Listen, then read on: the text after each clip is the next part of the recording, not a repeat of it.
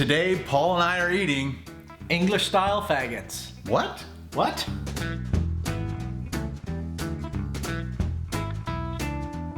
Hello, I'm Ken and this is Paul from KBDProductionstV. Welcome back to another Ken and Paul cooking review. How you doing, buddy? Good, but we're not cooking. Oh, we are kind of cooking. We are cooking in a way. We were supposed to do a Thanksgiving dinner. And then we couldn't find, because we needed to shoot it tonight, and I couldn't find a place that had a fresh turkey. So I went into this butcher shop, and they had this thing called English style faggots. I'm not making this up. This is an actual dish. We're not being rude or obnoxious or anything. This is an actual thing from England. There is the title of it right there. Just triple checking. When I was in the butcher shop looking through the thing and I saw it, I said, what is that? And she says, it's like meatballs and a onion gravy. So we thought we'd do that, but we wanted to still, of course, do something with the cook and review part. So Paul's gonna cook a simple mashed potatoes for you, right? Yeah, because we looked online to see what this was about. It was what we saw. It was served with just this with mashed potatoes, and they had some green stuff on the side. But yeah, and so we're just gonna try that, review it, and then in a later episode I might try and recreate it. Right. So anybody from Great Britain who has eaten this, who has made their own recipe, please email me at kendomik@gmail.com. Give us your recipes. We'll pick one of your recipes. Paul will pick it, and then don't pick it, but pick it. I'll pick it. And then we'll actually recreate this exact meal just for you. Are you ready? I'm ready. Let's do it. Let's see what's it smell like? Smells. You know what's funny? Because it says pork, and then typical pig liver. Pig liver and pork. And I'm just trying to catch. Like, I definitely smell onion and mix. And oh, I almost poured it in my pan there. But we'll put it in there, and we'll throw it in the oven to heat up.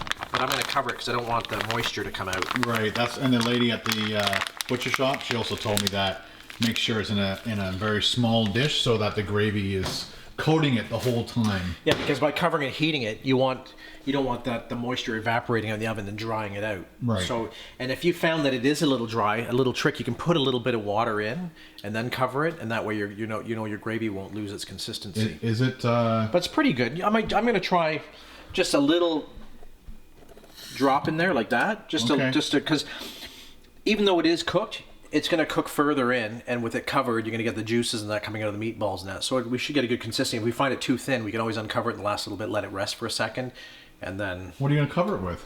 The tin foil? Tin foil. Okay. Yeah, so I preheated the oven. Okay. We've got the potatoes boiling here. I'm going to make a shepherd's pie for the kids. Nice. And that way we can all sort of, eat. Eat some shepherd's pie and some English style faggots. Yeah. Why not?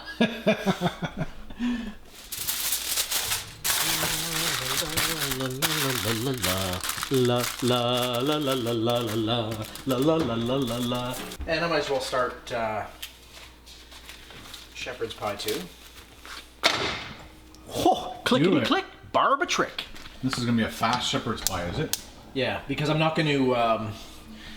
The kids don't like vegetables and stuff. Like I know.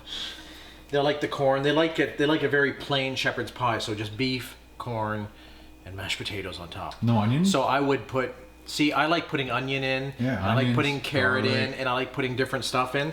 But the funny thing is, you cook what you know your kids are going to eat. Of course. So I'm just going to do a very simple, plain shepherd's pie. Very quick. You're basically just cooking the beef, a little bit of seasoning in the thing. They like corn on top and the mashed potatoes on top of that.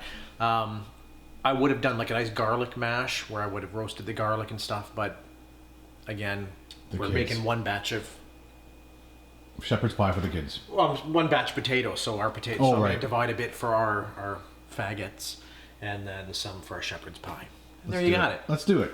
So what did you do here, Paul? Just strain the fat off. Strain the fat off with a little strainer. So very simple. We're going to use the OXO cube, which is seasoning. instead of being the square. Square. Oh, I turned the light off too. I don't know why you did that. And then just a bit of salt and pepper. That's just simple. Yeah, it's just a simple. Actually, simple. It doesn't get any more simpler than that. And I just know that that's what the kids enjoy, just a simple one. Like I said, if I was doing it for myself or whatever, I'd put a lot more ingredients. I like to saute the onion in different things. Definitely onion. So we're just going to put that in there. We're going to put corn on top, and then we're going to put our potatoes together, and then we're going to throw it in the oven with our faggot. Was it plural? As long as you say English style faggot. Oh, I gotta say, I say. Then you're good. English style faggot. That's right. I'm uncomfortable even talking about it. It is. It's not the correct word, really. Although I'm called one a lot on YouTube. I think we both are. And I laugh about it, because it's pretty funny. So you're layering it. Nice. So you gotta mix it together. Would you? Yeah, I don't know why. Usually, it doesn't matter. I'll show you a trick, Kenny. Although I do have the pieces pretty small.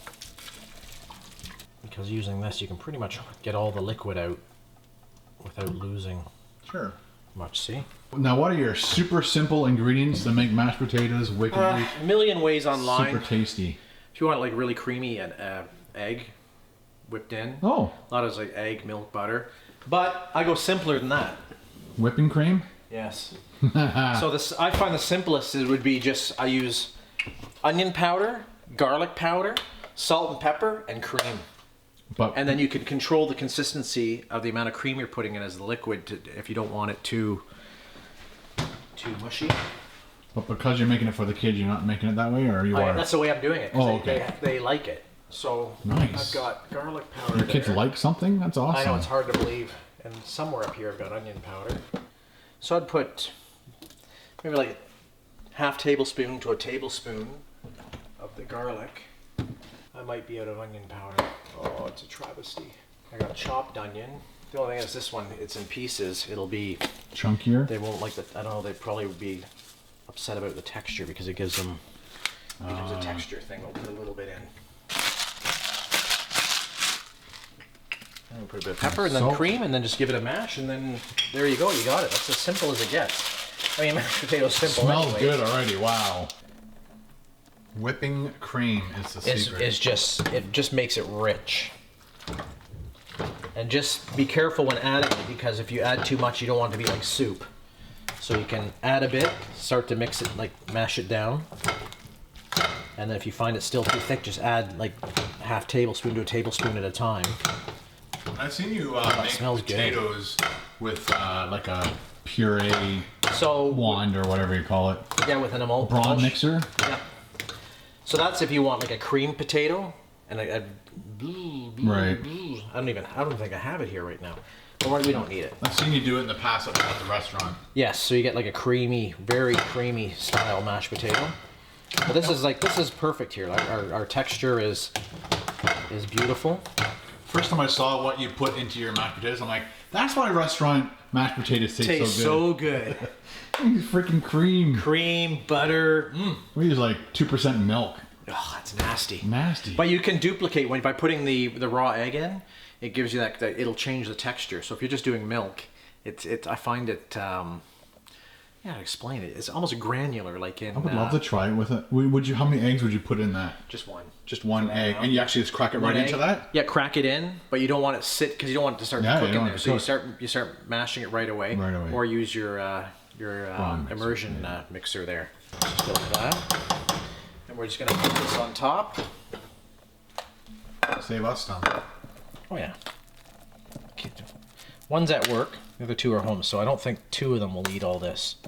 If they do, I got a problem. So I guess that's enough for the two of us. One of the things my mom used to do is drag a fork across. Yeah, so make it all patterned. I'm just gonna flatten that. Then another thing you can do is if you want a nice browning texture on it, you melt a bit of butter and put it on top, and then you do it with a fork. So what you're talking about is just go like this. Right. Does that look about right, Kenny? Yep. 100%, sir. And you can put a bit of butter on there, a bit of parsley, and if you want that nice crisp top. Could you not paint like egg on it? Egg whites? I like butter. Butter. Let's just throw that in. Let's do it. We'll give it about 15 minutes, and then we'll be ready to try it out. Let's do it. How close is it, bud? We're a couple minutes away, so we're pretty... Ooh, it's hot. We're pretty close, Kenny. So, a couple of minutes and we're good to go. So just gonna throw that back in there. And just explain this gravy. I think people will be curious about this gravy. Demi-glace? The demi-glace gravy. Look at that. So you want the process? Like the beef bones and like in the hotels? Because a lot of restaurants don't do this because it's time consuming. Well, it's a huge time consuming. They're buying the beef bones and their tomato paste and they're saving all the leftover cuts. So when they're cutting up carrots, celery, all the end cuts they're not going to use. It's all going into this giant stock pot. But they're going to roast it in the oven with they coat the beef bones in tomato paste. Okay. Throw it in the oven for half an hour, 45 minutes, and it goes into a giant stock pot. They let that reduce down, and that's how you get your demi-glace. So why wouldn't they just buy the container that you bought? I'm certain a lot of people do, but I mean, the big hotels are going to stick to tradition and make it the proper way. Because obviously, when you're doing this, like I tasted it, you can't duplicate certain things. Okay. Can you duplicate bacon? Yes. The goodness of bacon? You cannot. So I try this, and I've had the real, like, I used to work in a hotel, and the flavor, you can't duplicate it as hard as they try. And I just tried which that. hotel? I worked at the Ramada Inn. The Ramada Inn in Belleville. In Belleville, long time ago. Long time 20... But we have Belleville viewers, so... Yeah, 25, 26 years ago. Wow. So you get those meatballs, we can divide it up, because I think there were 6, right? 2, 4, 6. Nice. So Paul took out the... Kopi Luwak. the English-style faggots. And I was always under the impression that the word faggot was a bundle of sticks in the dictionary.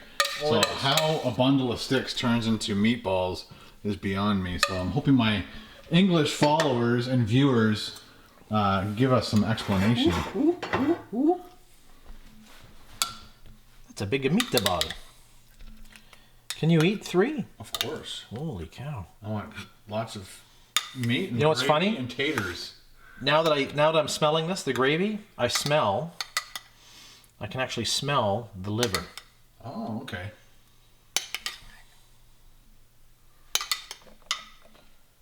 Smells amazing. Do you want an extra one? You can eat 4.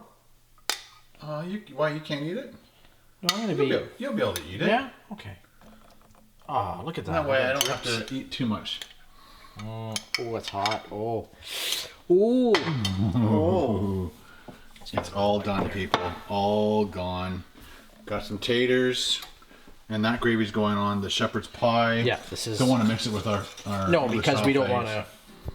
So, are you ready? I'm ready. Let's take some pictures. Let's eat. Paul has plated the English-style faggots, and here we go, sir. It smells amazing. Like, it smells good. You said it has a lot. You can smell the liver. I can definitely smell liver. I smell just gravy and meatballs. That's what I smell. Let's cut this open. See if there's anything weird inside. Nope. So it looks like a lot of onions. Onions, meat. Of course, meat. Meat. But you never know. It might be cheese or something silly. Oh, I want to go straight for the. Very livery. Yeah. Almost like liverwurst. More liverwurst than beef. So if you were to make a meatball with ground beef and liverwurst, that's what it tastes like. But I looked up the recipe and it was calling for pork and then pig liver. So I don't know. Honestly, I don't think I've ever had pig liver before. But I guess today is the day. The onion gravy is awesome, isn't it? I like this gravy. We didn't really do a taste test of beer, but today I'm drinking Molson Canadian with my dinner. What are you drinking? Same as the video is launched today. There you go. But we next week doing a review. That's what we're going to do next week. So leave your comments in the comment section below if you've had this. Give us a heads up before we even try it. This definitely tastes very English style, isn't it? But I like liver pate and things. Maybe you're kind of not liking it. Yeah, it's all right. I don't know if I go out of my way to have it. Like, I'm really starting to taste the spices that they put in there. Because I did look at a quick list on online just to see what it was.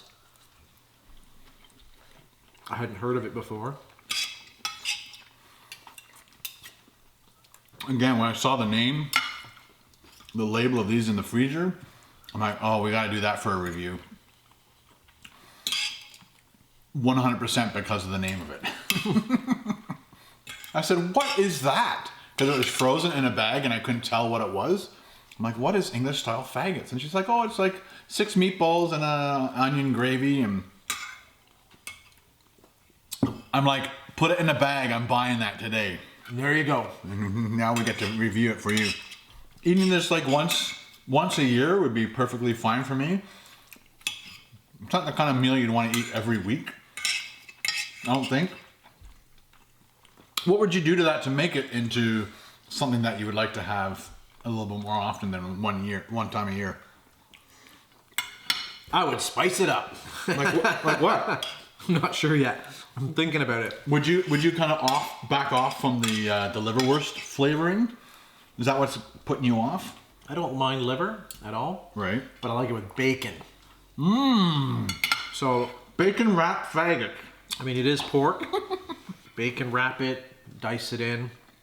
Although I'm gonna make this dish, and I think I might put a twist on it just to see what I can do with this. And I think I'm gonna change sort of the presentation. You know what we can do is just have people comment, like when we do ours, or I do my sort of twist on what we're having here, because I hadn't heard of this meal, I hadn't had it before. I'd like to try and have a shot at doing this and see what I come up with. Sure. And then see what if people out there want to try it and see what their comments are on it too. I'd love to know if English people, if they ate this version of it, because this was obviously made here in Canada, but it's made by people who, you know, try to create the exact same recipes from the original origin of it. I'd be interested to know if you guys like this or not, but it'll be so cool to try Paul's version of this, and then like to get some English people to try your version of it. So when Paul does his version of it, we'll put the recipe in the description below. I'll put the recipe in there, and you guys can try it and let us know. Give us some feedback. I like the gravy. Yeah, gravy is good. Do you think that'd be like beef gravy on the pork? Oh, that was beef, ground beef with pork added to it. I'm not sure. Yeah. I wish they would have had an ingredients list on the. Which is really strange. In Canada, you usually have to put list everything. Ingredients there, so you can see what's actually. But I mean, I definitely taste livers in there 100%. Yeah. Definitely pork. They might have mixed in beef with it. It's hard to tell. The texture is like a beef meatball with liverwurst in it. That's how I would describe it, and onion bits. See, I should have put the gravy on top of my mashed. You did that to mine. And then mixed it in more. True that. Well, because I didn't want to mix them because I was trying to get the flavors out to see what. Well, I enjoyed that meal a lot. Again, I wouldn't want to eat it every single week. And 3, like you said, 3 was a bit much. Maybe yeah, 3 small. I'm full. When I first saw 6 meatballs in the package, I'm thinking, you know what? That's not going to be enough food. But I'm stuffed. Although we're eating off camera, eating nuts and munching and having beer, cookies and beer. Bad Ken. Yes. Well, Paul, thanks for cooking up the potatoes and warming up this food for us. I hope you guys enjoyed this. If you enjoyed this, please hit that subscribe button. If you have your own recipe or version of this recipe, please hit us up at KBD Productions. At kendomik@gmail.com. If there's another name for it, or is that just a traditional? It could sometimes, certain things are known by different names. I'm just curious if there's another name for it. So hopefully we described it enough that they can figure out what name our viewers watch or call it. That's what it is, and that's what it is. Yep. All right, guys. If you like this video, give it a thumbs up. Ding, ding, ding, ding, ding. And we'll see you next time on the Ken and Paul Cook and Review. Ken and Paul out.